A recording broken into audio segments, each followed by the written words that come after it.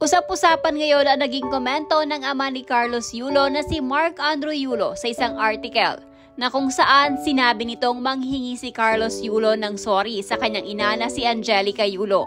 Dahil ayon kay Andrew, mali ang ginawa ni Carlos na tawagin na magnanakaw si Angelica para lamang gumanda ang imahe nito sa publiko. Komento ni Daddy Andrew, dapat matuto siyang mag-sorry sa kanyang nanay na mali ang sabihan niya ang kanyang nanay na magnanakaw para lang gumanda ang kanyang imahe. Mula naman sa ating source, di umano'y kaya daw labis ang hinanakit ni Angelica Yulo sa kanyang anak na si Carlos. Yun ay dahil sinigawan siya nito sa mismong opisina ng GAP at sinabi sa harap ng mga officer ng GAP na magnanakaw at sinungaling umano si Angelica Yulo. Gumawa din umano ng kwento ang pamilya ni Chloe San Jose kay Carlos na gusto umanong paghiwalayin ni Angelica si Chloe at Carlos. Na ayon sa source, wala daw itong katotohanan dahil kahit ayaw umano ni Angelica kay Chloe, wala siyang ginawang hakbang para maghiwalay si Chloe at Carlos. Sinamantala daw ng pamilya ni Chloe ang alita na mag-inang Carlos upang masolo nila si Carlos Yulo. Kung matatandaan sa naging interview ni Angelica Yulo, nabanggit nito na mismong si Carlos Yulo ang nagsabi sa kanya na magnanakaw siya. Ngunit walang sinabi kung saan sila nagkausap ng kanyang anak. Base sa source, closed and covered by the authorities ng GAP ang lahat ng issue ni Carlos Yulo at ng pamilya para daw maprotektahan ang imahe ni Kaloy. Ito ang naging dahilan marahil kaya walang lumabas na sagutan ng pamilya Yulo sa mismong opisina ng GAP. Na-trigger din umano si Mommy Angelica sa mga parinig ni Chloe sa kanyang social media na tila para sa kanya.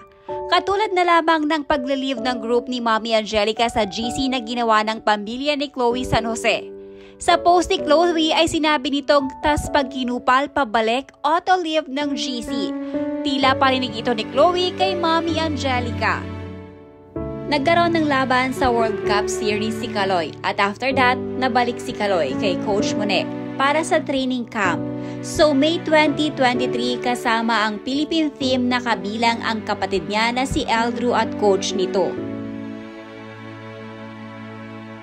Pag-uwi ni Kaloy galing laban mula ibang bansa, binaliktad ng family ni Chloe ang mga statement ng mother at ate ni Kaloy with Bea, an officer sa gym.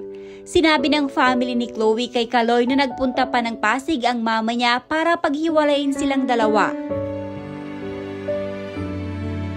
Hindi man gusto ni Angelica si Chloe pero hindi niya ginawa ng paraan na maghiwalay ang dalawa. Sa time na ito, dahil nga hindi na nag-uusap si Kaloy at ang mama niya, tinake advantage ito ng family ni Chloe para i-manipulate si Kaloy. Sino ba naman ang hindi magbibigay value sa tao kung napaka-successful nito? Nagpakapamilya sila kay Kaloy para ma-persuade nila si Kaloy na layuan ng mother niya dahil alam nilang may problem ang dalawa. Sympathy do not take a ride with pictures na kumakalat online kung saan makikitang nagsisimba ang family ni Chloe with Kaloy. They are just using religion to romanticize and cover the manipulation that they are doing to Kaloy.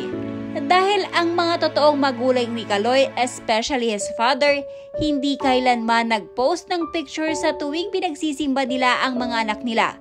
Tuwing may competition, Chloe's families act so celebrity. Dahil sa mga post ni Chloe, nagpunta ng training center sa Intramuros ang mother ni Kaloy para i-confront si Kaloy and i-report sa office ng GAP about sa pagbibintang na magnanakaw siya. Since related ang GAP sa money transaction ni Kaloy dahil sila ang handler. Nag-start na sila mag-away dito. Nagsigawan sila sa office ng GAP. Sinigawan ni Kaloy ang mama niya na magnanakaw at sinungaling. Na nagpunta pa daw si Angelica sa Pasig para paghiwalayin sila kahit hindi totoo. Starting that day, dinis-own ni Angelica si Kaloy dahil sobra siyang nasaktan. Sleepless night was there. Closed and covered by authorities of gymnastics Associations of the Philippines, GAP. lahat ng issue. After all, para hindi maapektuhan ang journey ni Kaloy sa Olympics. Nag-post si Chloe na magnanakaw ang mother ni Kaloy. Bukod pa dito, nagko-comment din si Kaloy na nag-a-agree siya sa mga shady post ni Chloe para sa mother niya. And dito na na-trigger ang anger ni family dahil hindi totoo ang mga sinasabi ni Chloe dahil matagal ding nanahimik ang mother ni Kaloy sa mga shades galing kay Chloe through FB post. If mabuti kang manugang, hindi ka makikisali sa problema ng partner mo at ng nanay niya. Your personal problem with the mother should not be attached to any conflicts associated with the problems of your partner with her mother.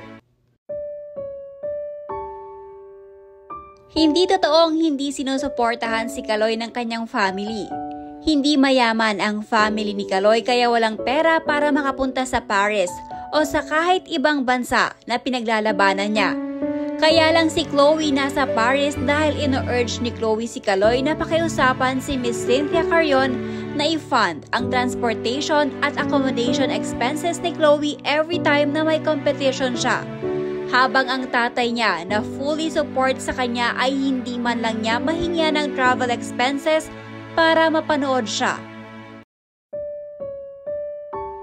Totoong maganda ang profession ng mga magulang ni Chloe, pero with that, user sila along with their family. Hawak ba naman nila ang international gymnast? Sinong hindi makikiclout for fame and money?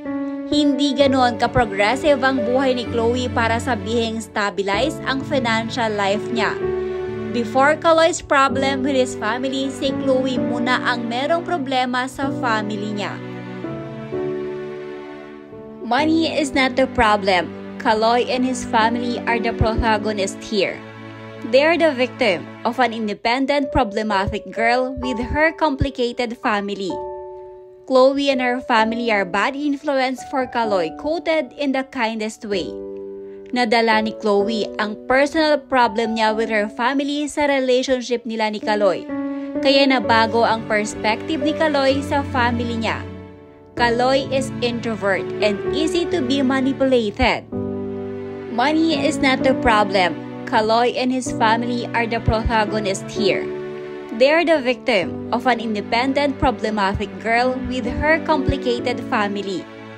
Chloe and her family are bad influence for Kaloy, quoted in the kindest way. Nadala ni Chloe ang personal problem niya with her family sa relationship nila ni Kaloy. Kaya nabago ang perspective ni Kaloy sa family niya. Kaloy is